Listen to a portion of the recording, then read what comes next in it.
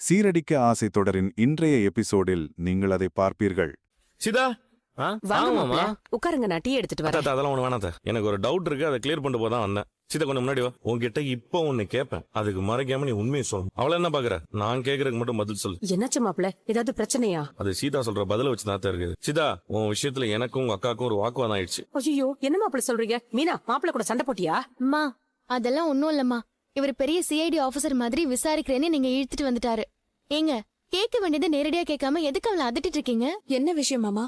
கொஞ்ச நேரத்துக்கு முன்னாடி தானே ஹாஸ்பிட்டலுக்கு வந்தீங்க. அங்க வந்து நான் உன்கிட்ட சில கேள்விகள் கேட்டேன்ல. ஆமா மாமா, எப்படிப்பட்ட மாப்பிள்ளை வேணும் கேட்டு இன்டர்வியூ எடுத்தீங்களாமே. ஏய், இன்டர்வியூ எல்லாம் எடுக்கிறதுக்கு நான் என்ன ஆபீசரா? அவன் மனசுல இருக்கிற விருப்பத்தை கேட்டேன், அதுக்கு அவளும் என்கிட்ட பதில் சொல்லிட்டா. ஆனா அந்த பதில்ல தான் இப்ப ஒரு கேள்வி வந்திருக்குது. என்ன மாமா குழப்புறீங்க? இதுதான் சீதா, இப்ப நான் கேக்குறதுக்கு ஓப்பனா உண்மையா பதில் சொல்லணும். நீ எதையும் என்கிட்ட மறைக்க மாட்டேன்னு நான் நம்புறேன். உங்க அக்காவாதான் அடிக்கடி என்கிட்ட ஏதாவது மறைக்கிறா, ஆனா நீ என்கிட்ட உண்மையை சொல்லுவேன்னு நான் நம்புறேன். என்ன விஷயம் மாமா? உன்கிட்ட நான் கவர்மெண்ட் வேலை பாக்குற மாப்பிள்ள வேணுமா இல்ல ஐடில வேலை பாக்குற மாப்பிள்ள வேணுமான்னு கேட்டேன். அதுக்கு நீ என்ன சொன்ன? கவர்மெண்ட் வேலை. கரெக்ட். அடுத்து பெரிய குடும்பமா இருக்கணுமா இல்ல வீட்டுக்கு ஒரே பையனா இருக்கணுமான்னு கேட்டேன். கேட்டனா?